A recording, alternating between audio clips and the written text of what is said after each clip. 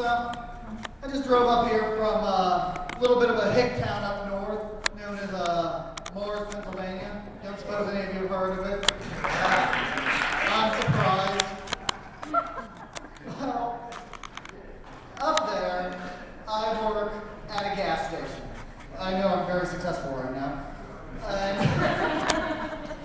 And I never really understood how hick of an area this was until one day about a year ago. A lady drove up in a brand new Ford Mustang convertible. And I went out there and was forced to ask the question,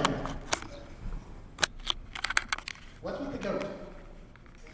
In the back of this brand new convertible was a goat, tied down to the driver's seat, hay strewn throughout the back, and she looked at me saying, "Aw, he's a sick goat." So I did what any normal man would do in this situation. I began to pet the goat.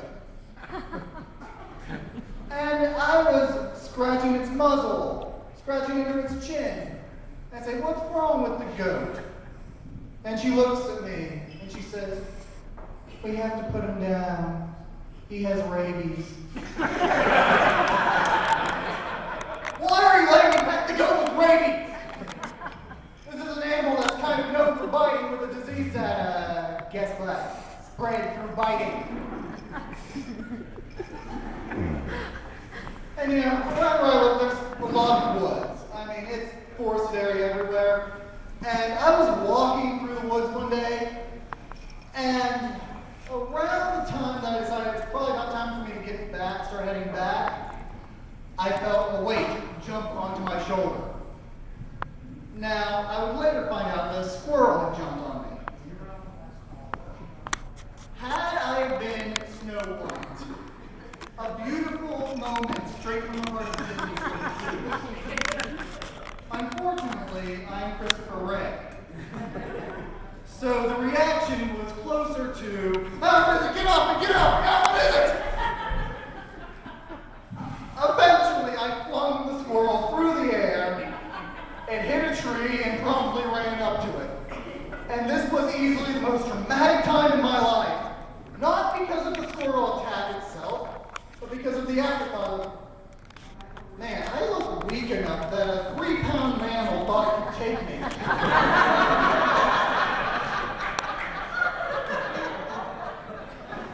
I can only imagine what was going through this animal's head seconds before.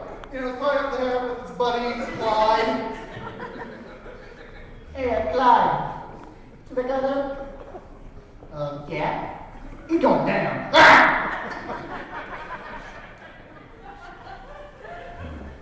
But yeah, I hate to say it, and I really do hate to say it, I think that the whole redneckery, the hickness of the town I live in is rubbing off on me.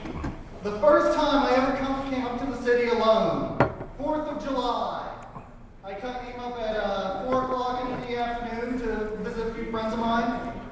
Went to see the parking garage. Looked at the price of $10 to park and said, "Nah, I'm going to be smart. Go park on the street somewhere." I ended up parking 2 miles away. Free parking, so it's great. And I ended up having to walk there, which at 4 p.m. was great. It was a fine time. I got to see part of the city I didn't know. I ended up hanging out with my friends until about 3 a.m. though. And walking through a part of the city you don't know at 3 a.m., when you're from the suburbs, I've seen this movie.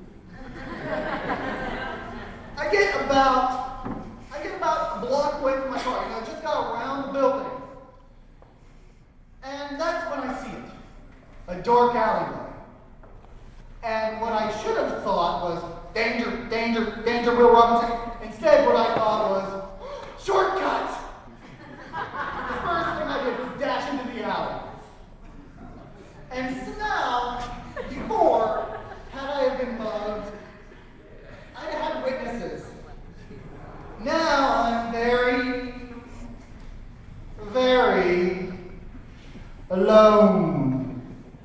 Except for that guy, walking towards me. staggering, a little bit of a sunken in face. He goes up to me, he looks me in the eye, and I look down at him, and he asks me, "Hey, want any fudge?" Oh, thank God, it's only a dealer! No, man, I'm cool. I get out of that alley. I see my car. I start driving home. What the hell was fudge? Eventually, my car's about out of gas. I see a gas station. I pull into the gas station.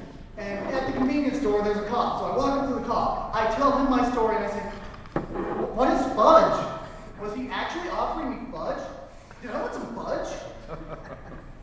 And the cop looks at me. And he stares down for a second and says, "Well, I don't know much about any drug called fudge, but I do know that that is street slang for gay prostitution." And the worst part of it is, well, now I go to my grandparents' house a lot, and she always asks me, "Hey, you want some fudge?" Can't say no to Grandma. Thank you, that's my time. So you ride yourselves over the fields, and you make all your animal deals, and your wise men don't know how it feels to be thick as a brick